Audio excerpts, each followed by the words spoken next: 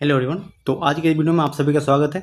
आज की इस वीडियो में हम सीजल 2026 के लिए प्रैक्टिस बैच डिस्कस कर रहे हैं और ये इस सीरीज का तीसरा लेक्चर है। आपको नहीं पता तो इससे पहले मैं ऑलरेडी 2 लेक्चर करा चुका हूँ इसी ज्योमेट्री चैप्टर का। तो अगर आप नहीं देखें तो आप जाकर देख लेंगे। मैं आपको बता दूं कि ये किस किस के लिए ये बैच है। पहली बात कि ये उन बच्चों के लिए नहीं है जिनको कुछ नहीं आता या जिन्होंने एक भी बार सिलेबस कंप्लीट नहीं किया। मैं क्वेश्चन पढ़ूँ तो मैं अगर बताऊँ कि ये इस मतलब प्रॉपर्टी से हुआ है ऐसा, तो उनको समझ में नहीं आएगा, है ना। तो जिन बच्चों का प्रैक्टिस अगर मतलब तो एक बार सिलेबस पूरा नहीं है तो जाकर पहले सिलेबस पूरा करें, उसके बाद वो प्रैक्टिस बैच देखेंगे। लेकिन जिनका एक बार प्रैक्टिस जिनका एक बार सिलेबस हो चुका है और फिर भी उनके मार्क्स कहीं ना कहीं कट रहे हैं, तो उनके लिए बैच बहुत महत्वपूर्ण है और यहाँ से वो अपने लूप होल जो भी है उसको फिल कर सकते हैं। ठीक है भाई। तो ज्योमेट्री का लेक्चर है और ये तीसरी लेक्चर आपको मैं जैसे बताया कि 2 लेक्चर ऑलरेडी हो चुकी है। चलिए शुरू करते हैं। आपको क्या करना है, पहले वीडियो को पॉज करनी है। जब भी क्वेश्चन आपको स्क्रीन पे आएगा वीडियो को क्या करना है, पॉज करना है। और कम से कम अगर आपके हाथ में कॉपी किताब नहीं है तो कम से कम सोचना है कि इस क्वेश्चन को कैसे मतलब हम कर सकते हैं जल्द से जल्द।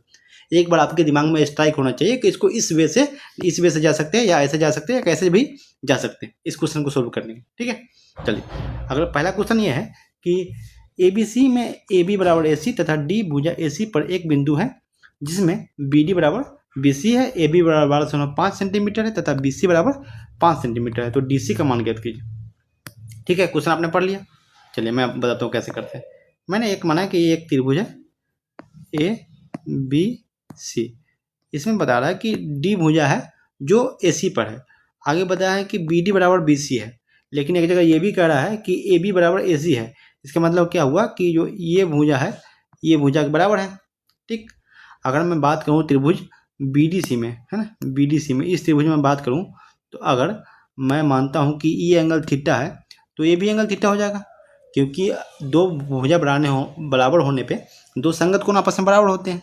अगर मैं बात करूँ त्रिभुज ABD की, अगर इस एंगल की बात करूँ ABC की, है ना, अगर ABC की बात करूँ तो आप देख रहे हैं कि ABC में क्या है कि AB बराबर AC है। इसका मतलब ये हुआ कि जो C पे एंगल बनेगा वही एंगल B पे भी बनेगा। तो अगर C पे थीटा बना हुआ था B पे भी थीटा बनेगा। ठीक है, तो मैं लिख सकता हूँ कि AB एंगल थीटा हो जाएगा। लेकिन आपको ये भी पता है कि जब दो त्रिभुज के दो कोण बराबर होते हैं तो तीसरा कोण ऑटोमेटिक बराबर हो जाता है ना, क्योंकि तीनों कोण का योग 180 डिग्री होता है। तो मैं अगर दो कोण, इसका थीटा एक इसका भी थीटा है, बड़ा वाला में भी एक थीटा है एक ये थीटा है, इसका मतलब दोनों त्रिभुज को दो कोण बराबर है।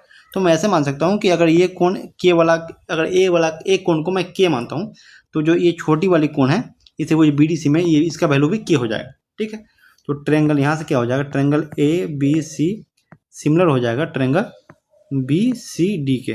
ठीक है, एंगल एंगल एंगल सिमिलरिटी से। ठीक, आप देखिए इसका वैल्यू मुझे दे रखा है कि 12.5 है, इसका वैल्यू मुझे दे रखी है 5 सेंटीमीटर। तो मुझसे DC का वैल्यू आप ऐसे कैसे समझ लीजिए कि इसका वैल्यू मुझसे पूछा है ना, कि DC का वैल्यू निकालने के लिए।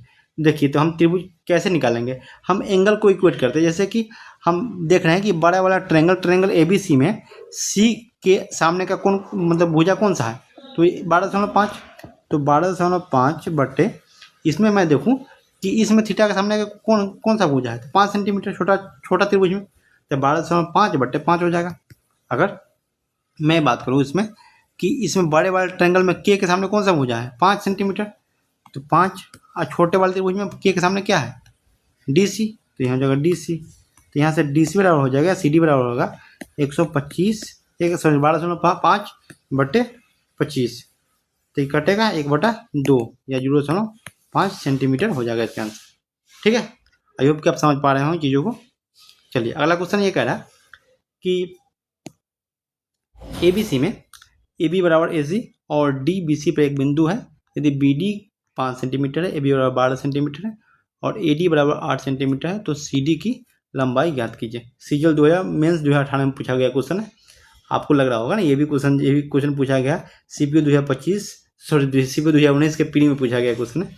अगला क्वेश्चन जो है ये सीजल मेंस 2018 में पूछा गया क्वेश्चन है। ठीक है, तो क्वेश्चन आपको पढ़ लिया होगा और हम इसको सोल्व करते हैं। मैं एक बार फिर से पढ़ देता हूँ कि ट्रायंगल ABC में AB बराबर AC है, D BC पे एक बिंदु है, BD बराबर 5 सेंटीमीटर, AB बराबर 12 सेंटीमीटर और AD बराबर 8 सेंटीमीटर, तो CD की लंबाई ज्ञात कीजिए। देखिए मुझे दे रखा है, मैंने क्या किया, एक त्रिभुज बना लिया ऐसे, ठीक है, ए बी सी। तो ए बी बराबर ए सी दे रखा है इसमें, और डी बी सी पे एक बिंदु दे रखा है, डी यहाँ पे मैं मानता हूँ कोई बिंदु है, और ए डी जो है, ए डी इसकी लंबाई दे रखी है 8 सेंटीमीटर, और ए बी बराबर बी सी है, उसमें ए बी की लंबाई जो 12 सेंटीमीटर दे रखी है, तो ये 12 सेंटीमीटर, तो ए बी 12 सेंटीमीटर होगा, ए सी भी, ठीक। और बोल रहा है कि ए डी 8 सेंटीमीटर मैंने लिख दिया यहाँ पे, और उसके बाद सी डी की लंबाई पूछा है, जबकि बी डी की लंबाई मुझे यहाँ पे 5 सेंटीमीटर दे रखी है, तो यहाँ 5 सेंटीमीटर दे रखी है, और सी डी की लंबाई मतलब इस पोर्शन का लंबाई हमसे पूछा है, तो इसको मैं मानता हूँ के, है ना, कि मैंने मान लिया के है। और इससे पहले मैं ऑलरेडी मैं आपको बता चुका हूँ, अगर पीछे से आप वीडियो देखते आ रहे हैं तो उसमें मैंने बताया था कि स्टीवार्ट थ्योरम जो होता है वो क्या कहता है कि अगर कोई ट्रायंगल ऐसे है, ये ए है, सॉरी, स्टीवार्ट ट्रायंगल ये कहता है कि अगर कोई ट्रायंगल है, अगर ये ए है, ये बी है, ये सी है, एम रेशियो एन में काट रहा है, और इसको डी मान लें हम लेंथ को, तो स्टीवार्ट थ्योरम ये कहता है कि B square into N plus C square into M बराबर A into M N plus D square, है ना।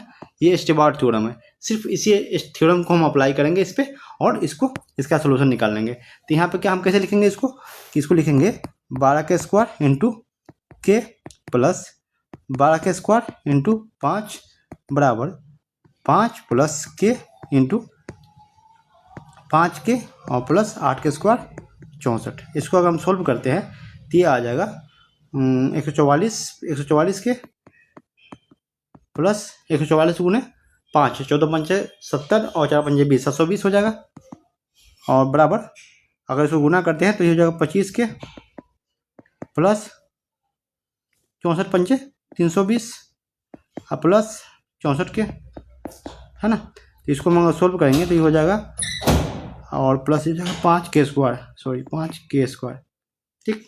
अगर हम इसको सोल्व करेंगे क्या हो जाएगा, 5 के स्क्वायर माइनस 64 और 25, तो हो जाएगा कितना, 80, 80 में से 25 गया तो 55 के माइनस, और 320 में से 700 गया तो 400, है ना, बराबर 0। अगर 5 से काट दूँ तो 11, और यहाँ पे 80, है ना।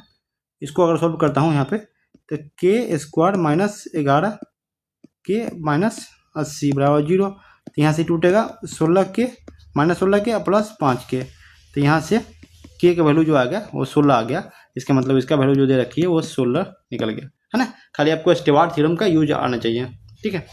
अगला क्वेश्चन ये कह रहा है कि त्रिभुज ए बी सी में ए बी बराबर ए सी और ट्रायंगल ए बी सी के परिमाप 8 इंटू 2 प्लस √2 सेंटीमीटर दे रखा है, बी सी की लंबाई भुजा ए बी की लंबाई की √2 गुनी है, तो ए बी सी का क्षेत्रफल ज्ञात कीजिए। मेंस 2019 में पूछा गया, सीजन मेंस 2019 में क्वेश्चन पूछा गया, ठीक है। चलिए, मुझे दे रखा है कि ए बी बराबर ए सी देख रहा है ऐसे और ऐसे, मैंने ट्रायंगल क्यों बनाया राइट ट्रायंगल, क्योंकि ये पूछ रहा है, बता रहा है कि ए बी और सी, बोल रहा है कि ए बी की लंबाई बी सी की लंबाई ए बी की लंबाई की √2 गुनी है, तो अगर ए बी 1 यूनिट है तो ए बी बराबर ए सी भी है, तो यहाँ पे ए बी 1 यूनिट होगा, ए सी वाला भी 1 यूनिट होगा, और बी सी की जो लंबाई हो ए बी की लंबाई की √2 गुनी है ना, यहाँ पे तो हो जाएगा √2। तो अगर हम परिमाप निकालें इसका क्या हो जाएगा, 2 प्लस √2 हो जाएगा यूनिट, है ना। अगर नहीं कुछ माना तो यूनिट मान लिया, और रियल में परिमाप कितना है इसका, रियल में परिमाप ये है 8 इंटू 2 प्लस √2। आप देख रहे हैं कि 2 प्लस √2 से 2 प्लस √2 खत्म हो गया, इसका मतलब ये हुआ कि एक यूनिट का वैल्यू 8 सेंटीमीटर दे रखा है मुझे, और मुझे इसकी एरिया निकालनी है, तो एक यूनिट की इसका वैल्यू कितना 8 हो जाएगा, और इसका यूनिट भी 8 हो जाएगा सेंटीमीटर, क्योंकि एक यूनिट की वैल्यू 8 सेंटीमीटर निकला है मुझे। अगर मुझे ट्रायंगल का एरिया निकालना है तो क्या होता है एरिया, 1/2 इंटू आधार 8 और बेस 8, 64/2 तो हो जाएगा 32 सेंटीमीटर स्क्वायर, ठीक है। अगला क्वेश्चन ये कह रहा है कि ट्रायंगल पी क्यू आर में पी क्यू बराबर पी आर और एस क्यू आर पर एक बिंदु इस प्रकार है जिसमें P S Q 96 degree plus Q P S है और क्यू पी आर 132 डिग्री है, पी एस आर का माप ज्ञात कीजिए। AB सीजीएल मेंस 2020 में कुछ पूछा गया क्वेश्चन है। काफ़ी अच्छे क्वेश्चन का कलेक्शन लेके आऊँ मैं। तो अगर आप मतलब पर ये इसलिए वीडियो मैंने शूट किया है कि अगर आप जैसे पढ़ लेते हो 4 घंटे 5 घंटे तो आप बोर हो जाते हो। कई बार चीज़ों हिस्ट्री पढ़ के बोर हो गए, जो ज्योग्राफी पढ़ के, इंग्लिश के हो गए याद करके, तो आपको ना 10-15 मिनट की वीडियो मिलेगी। आपकी मतलब जो भी कंसेप्ट है वो क्लियरिटी के साथ रिवाइज कराई जाएगी इस वीडियो के माध्यम से। छोटी छोटी वीडियो रहेगी लेकिन बहुत यूजफुल वीडियो रहेगी, ये मेरा वादा। ठीक है, चलिए क्वेश्चन मैं करता हूँ। क्वेश्चन ये है कि ट्रायंगल पी क्यू और आर, तीन ट्रायंगल है। पी क्यू बराबर पी आर दे रखा है, मतलब ये पी क्यू बराबर पी आर दे रखा है। एस क्यू आर पर कोई बिंदु है, एस यहाँ पे कोई बिंदु है। अगर एस को क्यू से मिला दिया जाता है तो इसमें बताया गया है कि पी एस क्यू जो है वो 96 प्लस क्यू पी एस है। क्यू पी एस कौन हो गया यहाँ पे, तो इसको मैं थीटा मानता हूँ। तो पी एस क्यू मतलब ये एंगल, तो एंगल कितना हो जाएगा 96 प्लस क्यू पी एस, तो ये हो जाएगा 96 प्लस थीटा, है ना, हो जाएगा ना। आगे आप ये देखिए कि ये पूरा एंगल जो है, ये पूरा एंगल वो दे रखी है 132 डिग्री, 132 डिग्री दे रखी है। तो बाकी जो दो एंगल है, एंगल क्यू और एंगल आर, उसका योग कितना हो जाएगा 48 डिग्री, क्योंकि त्रिभुज के तीनों कोणों का योग 180 डिग्री होता है। उसमें से एक कोण 132 डिग्री निकल गया तो बाकी दोनों का योग कितना हो जाएगा 48 डिग्री। लेकिन आप देख रहे हैं कि पी क्यू बराबर पी आर है, इसका मतलब कि जो कि एंगल क्यू है वो एंगल आर के बराबर होगा होगा तो ये भी 24 डिग्री हो जाएगा, ये भी 24 डिग्री हो जाएगा। तो आपको यहाँ से ये देखने में मिला, आपको मैं दिखाता हूँ कि ट्रायंगल पी क्यू और एस में, जो जिस ट्रायंगल की मैं बात करूँगा अभी, इस ट्रायंगल की एंगल पी क्यू एस में आप देख पा रहे होंगे कि 24 डिग्री प्लस 96 प्लस थीटा और प्लस थीटा बराबर 180 डिग्री। तो यहाँ से अगर हम थीटा की बात करें, हम यहाँ से क्या निकलेगा 96 और 400 120 और 60 हो जाएगा, तो थीटा का वैल्यू यहाँ से 30 डिग्री निकल जाएगा, 30 डिग्री। ठीक है, थीटा यहाँ से 30 डिग्री निकल गया। तो मुझसे क्या पूछा, मुझसे पूछा गया P S R. P S R कौन है, पी एस आर इस एंगल का मान पूछा गया है ना।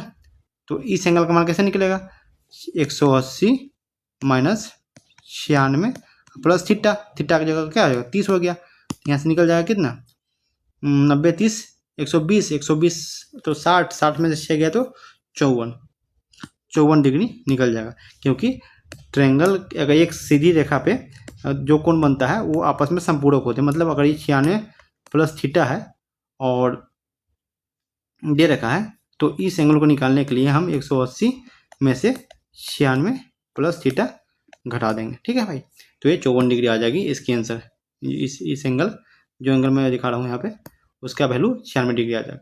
ठीक है, चलिए अगला क्वेश्चन ये कह रहा है कि एक समद्विबाहु समकोण त्रिभुज में ABC बराबर 90 डिग्री है, AB बराबर 12 सेंटीमीटर है।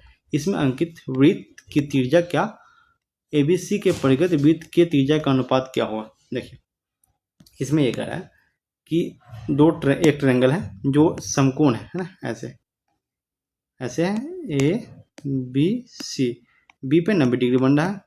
इसमें बोल रहा है कि AB बराबर 12 सेंटीमीटर है, समद्विबाहु समकोण है, तो AB बराबर 12 सेंटीमीटर है तो BC बराबर 12 सेंटीमीटर होगा।